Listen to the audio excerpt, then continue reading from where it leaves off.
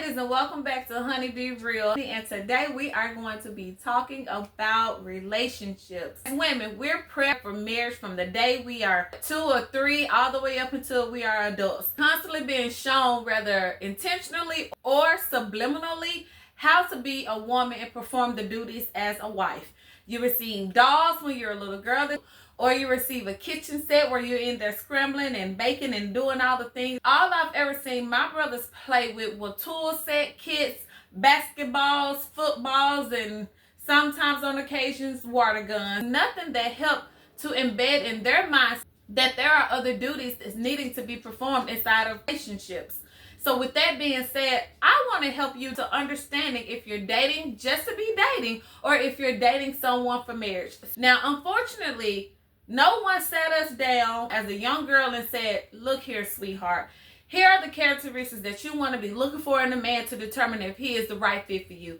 I just didn't receive that information. Instead, I had to learn through trial and error.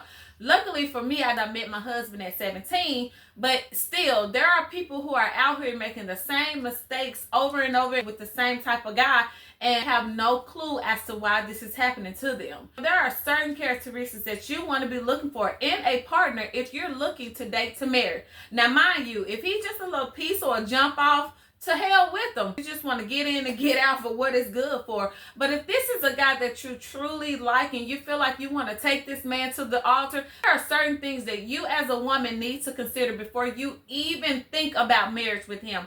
Here's one. Regular days.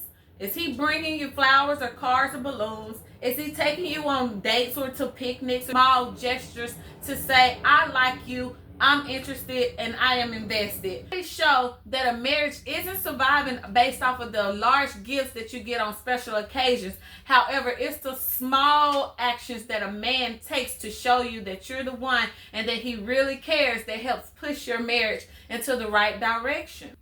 2, how does that man handle you when he is upset? Is he able to communicate with you verbally what he is feeling emotionally? A lot of men don't have an emotional vocabulary and they leave you as the woman to figure out what's wrong with them. If that man is not going to be able to handle those conflicts in a serious relationship as well as not even in a marriage, that is something that you want to toss him to the side, or you can help him build those characteristics and so that he's able to start talking and communicating with you a little bit better. 3, during conflict, does he shut down or is he able to communicate with you his thoughts, his feelings? If that man can't talk to you now, he won't be able to talk to you in the future. What is his goals, dreams, and aspirations? And what is he doing now? Now, a lot of people act as if this doesn't matter in the early phase, but it truly does. A 16-year-old with a lot of idle time is going to be a 34-year-old with a lot of idle time. I can look back at when I was in high school, the young men that I saw working and that were doing things and going places to how they are today, whether or not they're still successful or if they've just fallen off the face of the earth. It is there. The proof is in the pudding. But also now as an adult, what is he doing with his time? Does he have discipline? Is he working towards a goal? What are his goals? Does he have a plan for his goals? Is he communicating those things with you?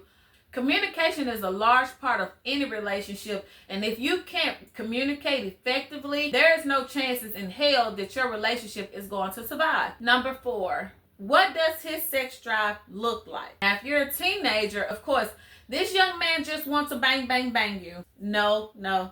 If I'm being honest, as a teenager, you really don't even understand what you're doing when you're having sex. It doesn't feel good to you until you're an adult and you really understand what's going on. Studies show 9 times out of 10, a man isn't really even prepping a woman long enough time for her to even receive a maximum amount of feeling towards her clitoris, which is actually where you're going to reach your climax. So does he take time to show affection towards you during intimate sessions? Is he caressing you? Is he kissing you?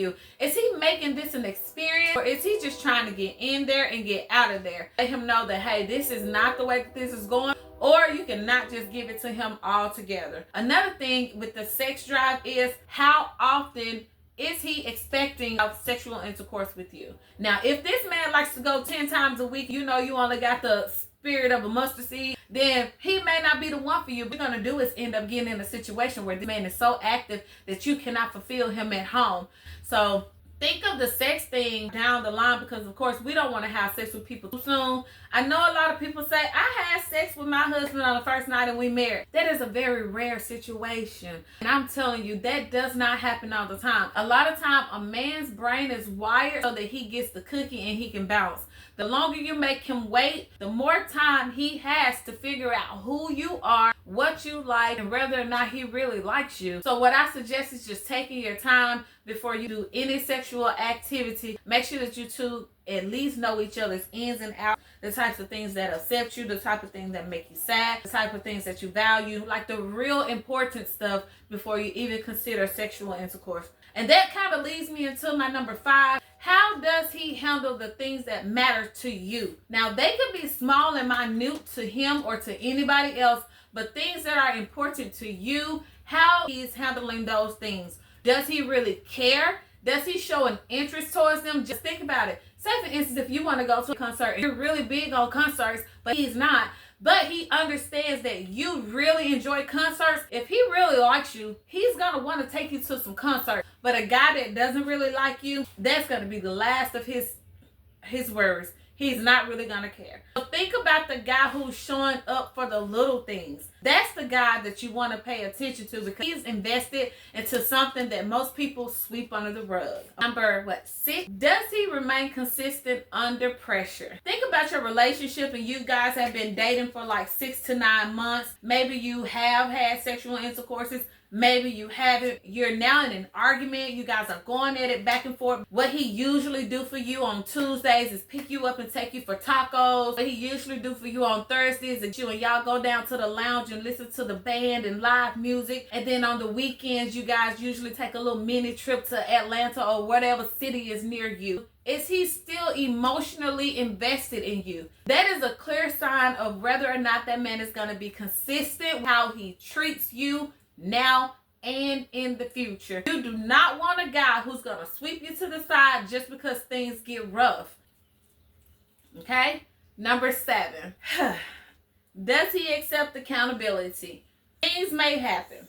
Relationships, sometimes they crack and they crumble. Something's going to happen. But does he accept accountability when he's wrong? Is he able to say, hey, look, I know that I did blah, blah, blah, and I do apologize, blah, blah, blah. It won't happen again. You want somebody who's going to continue on with the regular routine, who's going to help you guys get through those tough problems and not keep you stagnant and soaking in those emotions that may be something small in the first place. It's very hard for a small mind young man to do. A man that accepts accountability, a man who can step into his own bullshit. He's willing to take the backlash or the fire or whatever it is so that you guys can move past it. There's a common trait in this. The man that's really interested in you, he's not wanting to sit in that pain. He's not wanting to sit in the agony. He's wanting to fix whatever the issue is so that you guys can continue to grow together. Number 8, y'all, this one is going to hit home. Does he expect you to treat him like his therapist or his mom? If so, this man is damaged and you don't want him. A man that's looking for you to be his therapist has some unhealed wounds inside and he needs to go and talk to a therapist. A man who wants you to be his mama, wants you to cook, you to clean up after him, wants you to do all the duties of the house, and that is going to become very hard on you in a marriage, especially if you bring children into it. You'll find yourself losing yourself, resenting your significant other, and not being able to be who you want to be because he is going to do you way more harm than good. Number 9. Now this one is very important. Do you trust this man? And how is it that he makes you feel when difficult conversations arise and you have to be honest? Does he make being honest feel safe? If something happens and you have to perform out the scenario in your mind, or you can even go and have a serious conversation with him, he is not the one. As you're trying to test the temperature or tweak the temperature of this young man, and in all actuality, there shouldn't need to be any temperature adjusting. This man should be able to hold his own no matter how difficult the conversation. Choose somebody that you can always be open and honest with. Honesty is the best policy in any relationship, and you can't go far without it. And number 10, basically it sums everything up. Stop listening to his words and start listening to his patterns. What is he really conveying to you? He can tell you he'll never hit you again. He'll never cheat again. Go to the casino and gamble away all the money. There is truth in pattern. Men can't hide from who they really are through their actions. So if you take anything that I've told you today, that is the one thing you want to remember. His actions and his patterns say it all when his words don't have to. You have a ton of other things on your plate that needs to be done. Start that podcast, start that social media channel, go to the next career, hell, go to Dubai. Whatever it is that you want to do, it's a ton of other things to do out here other than rush to the altar. That should be the least of your worries. If this message helped you in any way, please like it and share it with a friend. Honey, let's be real. We all deserve a good man. We just need to know what to look for.